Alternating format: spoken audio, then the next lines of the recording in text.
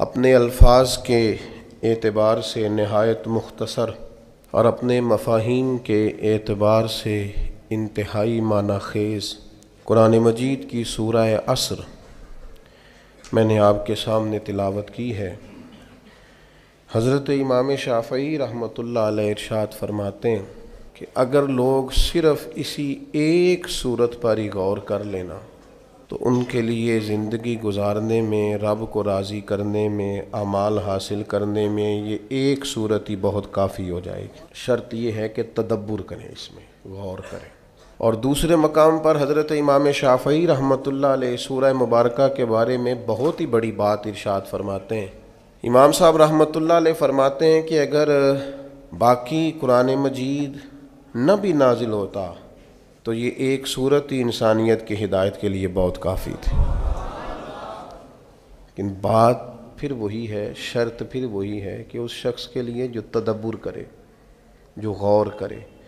یوں سمجھ لیں کہ پورے قرآن مجید کا خلاصہ سورہ عصر ہے، اور بہت سارے لوگوں کو یاد بھی ہوتی ہے، بہت سارے لوگ اس کا معنی بھی جانتے ہیں، بہت سارے لوگ اس کے ترجمے سے بھی آگاہ ہوتے ہیں۔ اور صحیح حدیث میں موجود ہے کہ صحابہ کرام علیہم رضوان کی ایک بڑی منفرد عادت تھی کہ وہ جب بھی ایک دوسرے سے ملاقات کرتے تھے، سلام لیتے تھے، اور جدا ہونے سے پہلے ایک مرتبہ سورہ عصر کی تلاوت کرتے تھے۔ یہ سورہ مقدسہ انسان کو اس کا سارا مقصد، دین کا سارا خلاصہ، اللہ تعالیٰ کی رضا کی طرف جانے کے تمام اسباب کو نہایت مختصر کر کے سکھا دیتی۔ لیکن وہی بات حضرت امام شافعی والی، اگر لوگ تدبر کریں تو، اگر لوگ اس پر غور کریں تو، اگر اس کے مفاہیم پر تھوڑی دیر کے لیے اپنی نظریں اخلاص کے ساتھ، للہیت کے ساتھ اور حصول فیض کے لیے، قرآن پاک کے فیض کے لیے اگر اپنی نظریں اس کی طرف کامل کریں تو تدبر شرط ہے، ورنہ پھر سالوں بیت جاتے ہیں تقریریں کرتے، واز کرتے۔ لیکن جس نے سیکھنا ہے نا، علم و بس کری اور یار ایک کوئی عرف تینوں درکار، اگر تو کسی شخص نے سیکھنا ہے، اس میں تدبر کرنا ہے، غور کرنا ہے، حصول فیض کرنا ہے، اپنے لیے نصیحت کا حصول کرنا ہے، تو یہ سورہ مبارکہ کافی۔ انداز دیکھیے، ارشاد فرمایا والعصر، رب فرماتا ہے مجھے زمانے کی قسم ہو۔ اللہ کو بھی قسم اٹھانے کی ضرورت ہے، مالک کریم کو بھی کیا حاجت ہے کہ وہ قسم اٹھائے، لیکن تاکید کر کے بات ذہن میں اتارنے کے لیے۔ انسان کا مزاج ہوتا ہے نا، جس بات پہ قسم اٹھائی جائے اس کو انسان سمجھتا ہے زیادہ پکی ہے، تو طبع انسانی کے مطابق بات کی، فرمایا والعصر، زمانے کی قسم ہو۔ انسان کو پیدا کرنے والا رب قسم اٹھا کے انسان کی ایک بات کرتا ہے، والعصر، مجھے قسم ہو زمانے کی، ان الانسان لفی خسر۔ انسان کو پیدا کرنے والا رب فرماتا ہے بے شک انسان خسارے میں، گھاٹے میں، نقصان میں۔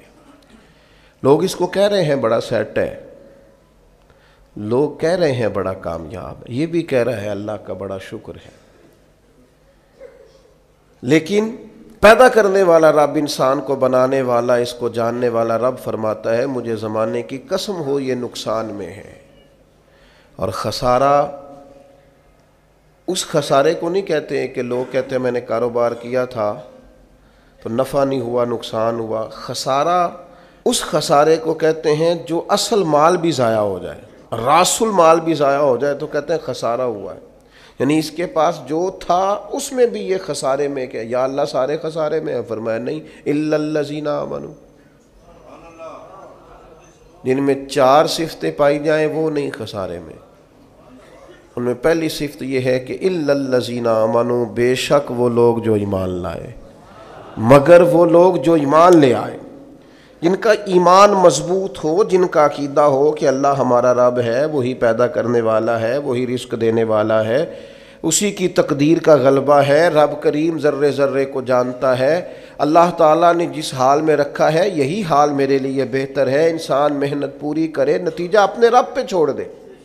اسباب سارے جمع کرے، بھروسہ اپنے اللہ تعالیٰ پہ کرے، عقائد کے لحاظ سے پختہ ہو، اور پھر اس کا عقیدہ ہو کہ بعد از خدا بزرگ تو ہی قصہ مختصر، کائنات میں سب سے عرفہ والا، عظمتوں والے، شانوں والے، بلندیوں والے، رفتوں والے، کائنات کے امام، نبیوں کے امام، رسولوں کے امام، فرشتوں کے امام، محبوب مطلق اگر کوئی ہے تو جناب محمد رسول اللہ ہے صلی اللہ تعالی علیہ وسلم۔ سب سے اولا ہو اعلیٰ ہمارا نبی، سب سے بالا ہو اعلیٰ ہمارا نبی، اپنے مولا کا پیارا ہمارا نبی، اور دونوں عالم کا دھولا ہمارا نبی۔ نظریاتی پختگی حاصل ہو، عقائد پختہ ہو، ایمان میں عقائد پوری طرح داخل ہے، عقائد اہل سنت کا پابند ہو بندہ۔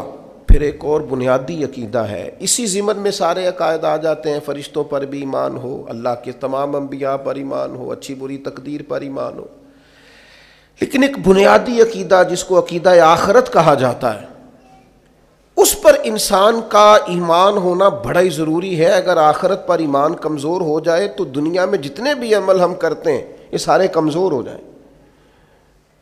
یہ جو لوگ ڈپریشن میں، ٹینشن میں، انزائٹی میں چلے جاتے ہیں اور ایک بات بار بار کرتے ہیں کہ میرے ہی ساتھ ایسا کیوں ہوتا ہے، آخر بڑی ہی کوشش کے بعد میں ہی ناکام کیوں رہ گیا، تو انہیں بتایا جائے گا کہ کامیابی پتہ کیا ہے؟ لا یستوی اصحاب النار و اصحاب الجنہ، اصحاب الجنت هم الفائزون۔ جنتی اور جہنمی برابر نہیں ہیں، کامیاب وہ ہیں جنہیں اللہ تعالیٰ نے اصحاب جنت بنایا ہے۔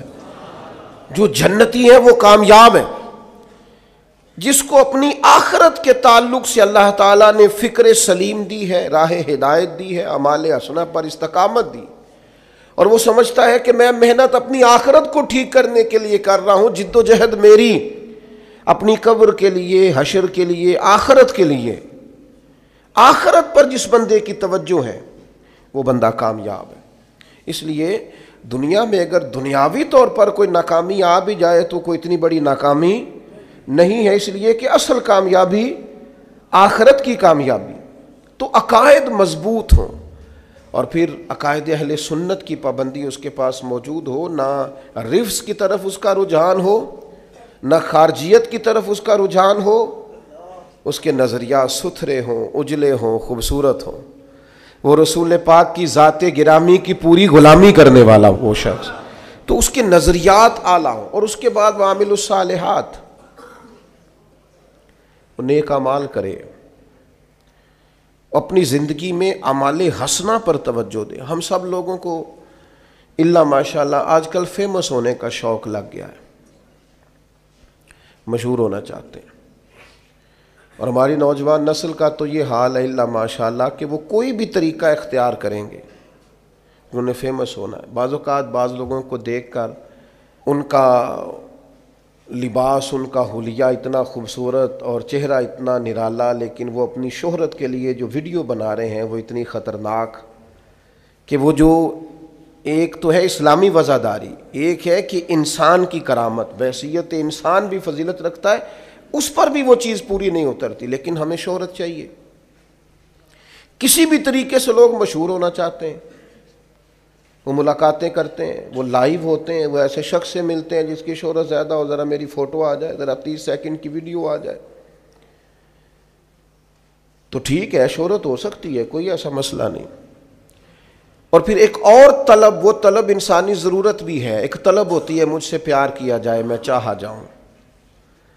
یہ تو انسان گھر کی چار دیواری کے اندر بھی چاہتا ہے اور زمانے میں بھی چاہتا ہے کہ مجھ سے محبت کی جائے، تو کی جائے گی، کوئی مشکل کام نہیں، شہرت بھی ہو جائے گی اور محبت والی ہو جائے گی اور وقار والی ہو جائے گی۔ اللہ نے طریقہ بتایا ہے قرآن مجید میں، فرمایا ان الذین آمنوا وعملوا الصالحات سیجعل لهم الرحمن ودا، بے شک وہ لوگ جو ایمان لائے اور جنہوں نے نیک اعمال کیے، رحمان لوگوں کے دلوں میں ان کی محبت پیدا فرما دے گا۔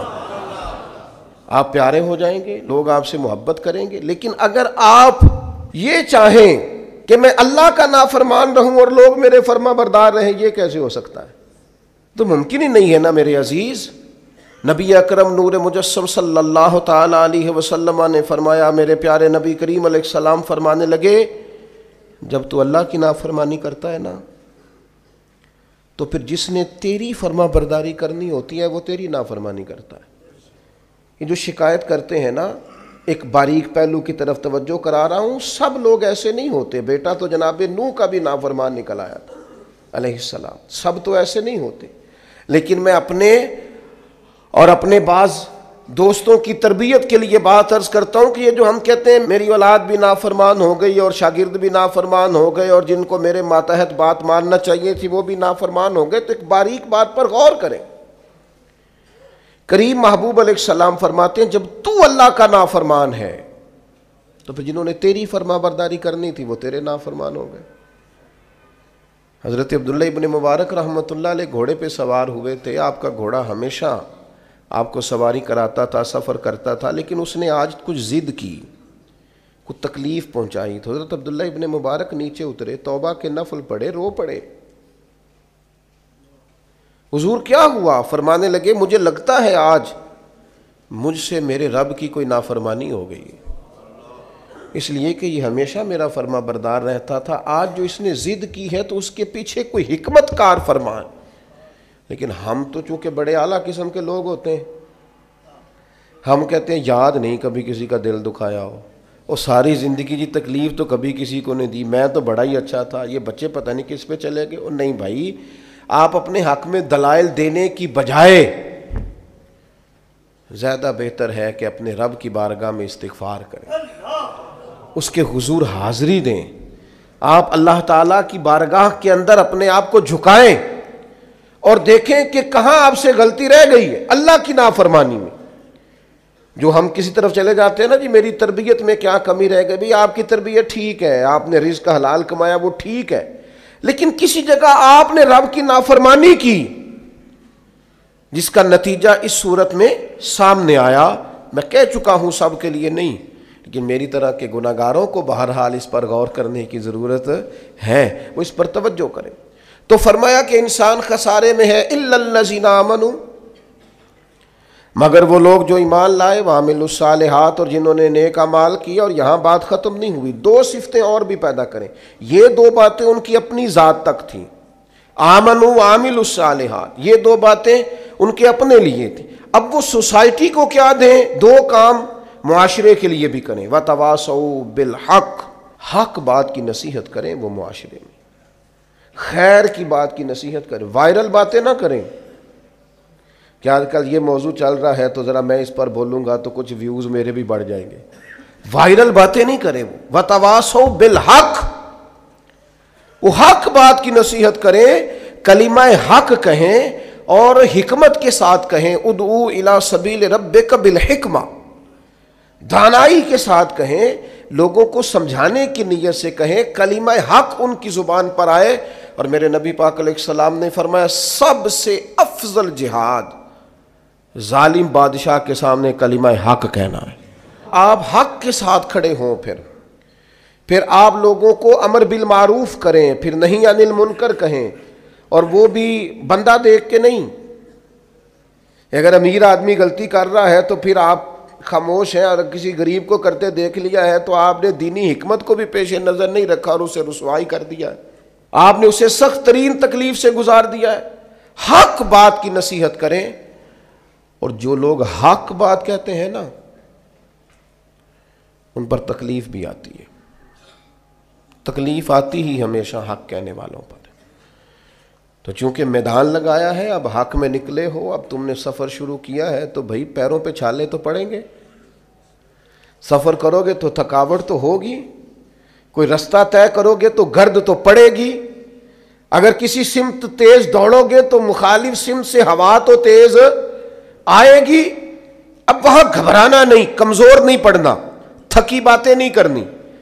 اب ایسا نہ ہو کہ تم نے معذرت خواہانہ رویہ اختیار کیا، وتواصوا بالحق وتواصوا بالصبر، وہ حق بات کی وصیت کرتے ہیں اور ایک دوسرے کو صبر کی تلقین کرتے ہیں۔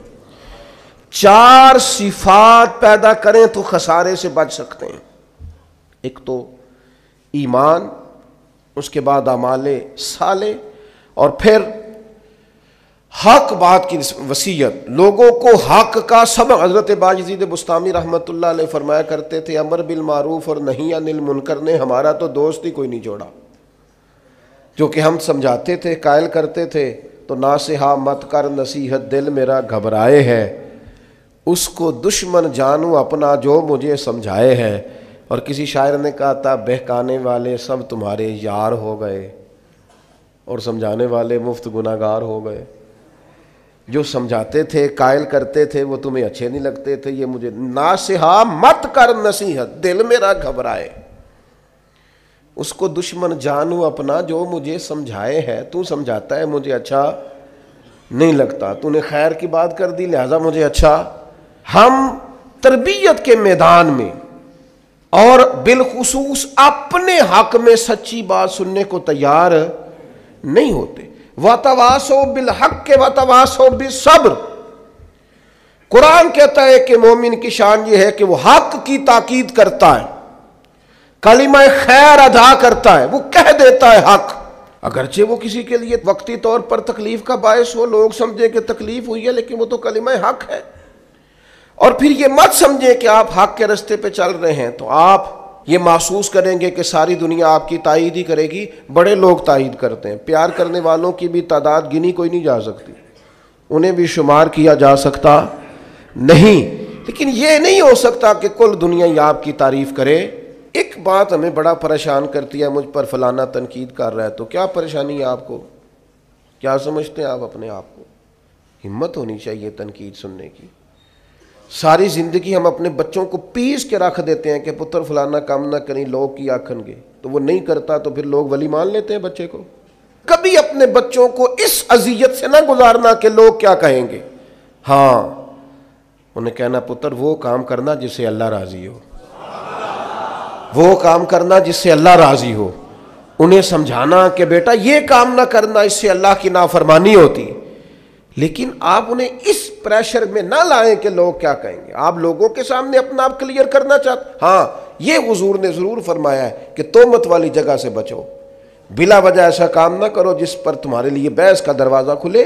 باقی ساری زندگی لوگوں کو وضاحتیں نہ دیں، اپنے رب کی بارگاہ میں اپنے آپ کو صاف رکھیں، ضمیر کی عدالت میں اپنے آپ کو سرخرو کریں، تاکید حق کریں۔ سنیں جو کہنے لگا تھا حضرت موسیٰ علیہ السلام نے اللہ کی بارگاہ میں عرض کی، اللہ کے نبی معصوم ہوتے ہیں۔ حضرت کلیم نے عرض کی، اے اللہ میں چاہتا ہوں کہ لوگ میرا ذکر صرف خیر کے ساتھ ہی کریں، برائی کے ساتھ نہ کریں، چونکہ میں بانٹتا ہی خیر ہوں، میں بات ہی ہمیشہ اچھی کرتا ہوں، میں لوگوں کو اللہ کی طرف بلاتا ہوں، دین کی بات کرتا ہوں، پیغام توحید سناتا ہوں، لوگوں کی فلاح کی بات انہیں بتاتا ہوں۔ میں چاہتا ہوں لوگ صرف میرا ذکر اچھائی کے ساتھ کریں۔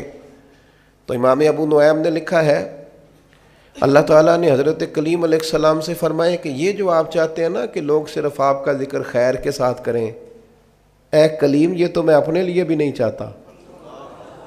میں رب ہوں، پیدا کرنے والا ہوں، پالنے والا ہوں، پر لوگ تو سارے خیر کی بات معاذ اللہ رب کے بارے میں بھی کتنے مشرک ہیں، کافر ہیں جو اللہ کو نہیں مانتے، تو فرمایا یہ تو میں اپنے لیے بھی نہیں چاہتا۔ تو یہ چار باتیں، ایک ایمان، ایک اعمال صالح، اور پھر اس پر حق بات کی نصیحت، دوسروں کو پیغام دے۔ میں نے تھوڑے دن پہلے بھی کہا تھا ہم تو اپنے بچوں کو بھی نہیں روک ٹوک کرتے کہ بیٹا یہ ٹھیک نہیں ہے، یہ غلط نہیں ہے۔ ہم صرف اتنا چاہتے ہیں کہ کوئی کسی کی نظر میں برے نہ ہو جائے، کوئی کہیں ہمیں نہ غلط کہہ دے۔ آپ خیر کی بات کہیں حکمت کے ساتھ، کہیں دانائی کے ساتھ، کہیں للہیت کے ساتھ، دعوت کے انداز میں، لیکن کہنا بڑا ضروری ہے۔ آپ تربیت کریں، تربیت دینا بڑا ضروری ہے۔ جس نے سوال پوچھا بڑے درد دل سے پوچھا، اس نے کہا جی الجھاؤ سا پیدا ہو گیا ہے، حالات بڑے عجیب ہو گئے ہیں، اس طرح لگ رہا ہے کہ جس طرح نا کوئی میلہ سا لگا ہوا ہے اور کان پڑی آواز سنائی نہیں دے رہی، تو بتائیں کس عالم کی بات سنیں، کس کے پیچھے چلیں؟ تو میں دو باتیں صرف آپ کو عرض کرتا ہوں آج اس خوبصورت جگہ پہ، اور خالص اللہ کی رضا کے لیے عرض کرتا ہوں، اور کئی دفعہ اپنی نیت کو حاضر کر کے ٹھیک کر کے رضا الہی کے لیے عرض کرتا ہوں اس عالم کی بات سنیں جو صحیح العقیدہ ہو، نہ خارجی ہو نہ رافضی ہو، صحیح العقیدہ ہو، اور اسلام کا جو خوبصورت ایک ویژن ہے امت وسط ہونے کا، وہ والے نظریات رکھتا ہو جو امت مسلمہ کے نظریات چلے آ رہے ہیں۔ ایک تو اس کی پوری پابندی ہو، اس شخص کی بات سنیں، اور دوسری بات میں اپنی طرف سے نہیں کرتا، یہ بھی میں نے اپنی طرف سے نہیں کی، الا الذین آمنوا وعملوا الصالحات، ایمان لائیں اور نیک اعمال کریں۔ ایک تو عقیدہ مضبوط ہو جس آدمی کا، مضبوط عقیدہ، اس کی بات سنیں، اور دوسری بات میں آپ کو احیاء العلوم میں امام غزالی نے ایک حدیث لکھی ہے، میں آپ کو وہ حدیث ہی سنا دیتا ہوں۔ نبی پاک علیہ السلام نے فرمایا ہر عالم کے پاس نہ بیٹھنا، اس عالم کے پاس بیٹھنا جو تمہیں 5 چیزوں سے نکال کے 5 چیزوں میں داخل کر دے۔ یا رسول اللہ صلی اللہ تعالی علیہ وسلم کون کون سی؟ تو حضور نے فرمایا اس عالم کے پاس بیٹھنا جو تمہیں شک سے نکال کے یقین کی طرف لے آئے۔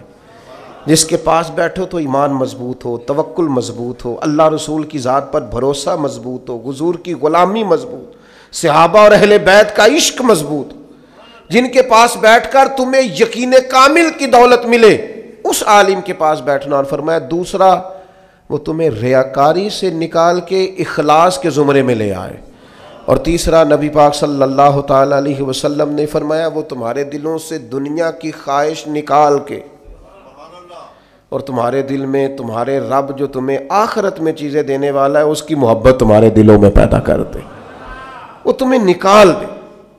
یعنی وہی ہے تیرے زمانے کا امام برحق جو تجھے حاضر و موجود سے بیزار کرے، حاضر و موجود سے بیزار کرے، اور موت کی شکل میں دکھلا کے تجھے جلوہ یار، زندگی تیرے لیے اور بھی دشوار کرے۔